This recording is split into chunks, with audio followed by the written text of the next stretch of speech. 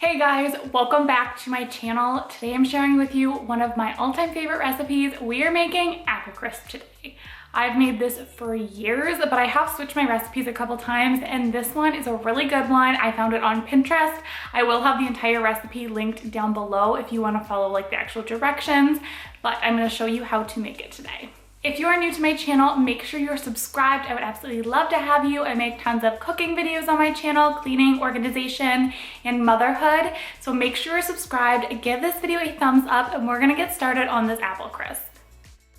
To start off with, you're gonna want to get all of your apples prepared. I am using 6 apples today. That's what the recipe calls for and what I typically do for a smaller pan of apple crisp. And I am using Fuji apples. The recipe does call for Golden Delicious, although my personal favorite is Granny Smith. I love that like tanginess and the sourness with the sweetness. Super, super delicious, but I was just using what I had on this particular day. So I'm using 6 Fuji apples, and I'm just getting them all peeled, cored, and sliced up into smaller pieces. For slicing up your apples, you can leave them in larger chunks, you can slice them in like long thin slices, you can do smaller pieces. It really is just personal preference. I like to slice mine and then cut those slices in half. It makes a good like bite-sized piece, and that is just how I usually will make our apple crisp.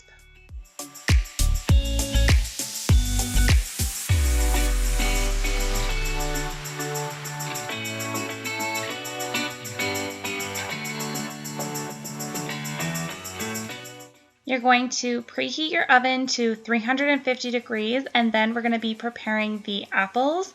You're going to need 2 tablespoons of granulated sugar.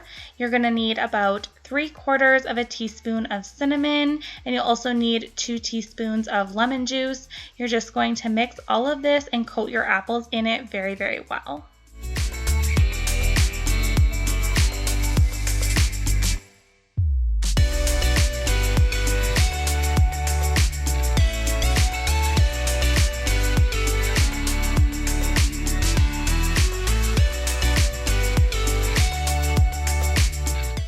Once your apples are all coated in that cinnamon sugar mixture, just go ahead and set those aside. And now we're going to be working on the crumb topping for on top of the apple crisp. So here I am cutting up 1 whole stick of butter, and I do like to cut mine in really small cubes. I just think it's easier to mix that way, and you want to make sure that this butter is cold. If you use like room temperature butter and it's soft, it's not going to make a good crumb topping. The crumb topping will basically turn into like a dough, and it's just going to be not what you want. So make sure you're using cold butter, and then into a large bowl you're going to be mixing up 1 cup of brown sugar. You're going to need 3/4 of a cup of flour, and then you also need 3/4 of a cup of rolled oats. Make sure you're using rolled oats and not the quick oats. And then you'll need 1 teaspoon of cinnamon as well as a little pinch of salt, and then you'll just give all of that a quick stir.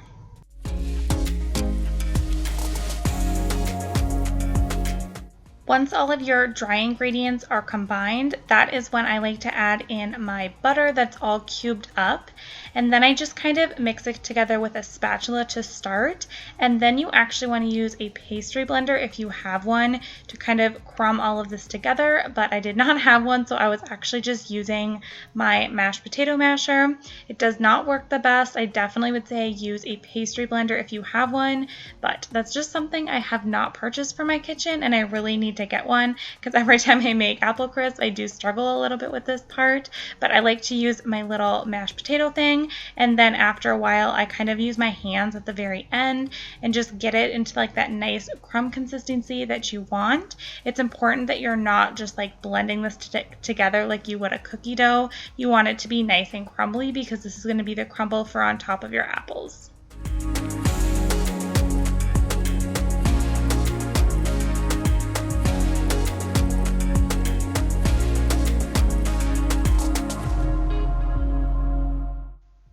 And then you're just going to assemble this in a baking dish. Make sure you do spray your pan so your apples don't stick. But then you're just going to dump all of your apples in for the bottom layer, spread them all out, and then throw your crumb mixture right on top.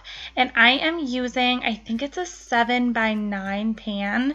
The recipe calls for an 8x8, but I don't have one, so this is the size pan that I use, and it works pretty good. It's a nice full pan. I would definitely say put something under this pan so it doesn't spill over in the oven. But yes, you do kind of want it to be a thicker pan so you don't end up with a really thin apple crisp.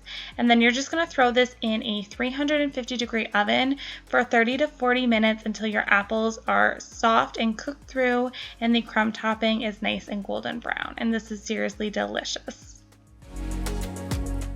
Well, that brings us to the end of today's video. I hope that you enjoyed it and that if you have never made apple crisp before, I would highly suggest trying it. It's one of our personal favorites. It's also really fun to like throw in rhubarb with this or strawberries and do like a strawberry apple crisp. So good. I would highly recommend this recipe. Again, the link will be in my description box if you want to follow it that way. But thank you so much for watching. If you are not subscribed to my channel yet, make sure you do that. Give this video a thumbs up and I will see you guys in my next video. Thanks so much for watching. Bye. We played hide and seek for. Can you just cooperate, or is that too much to ask? Alright, it just is what it is. Hey guys. Without a care.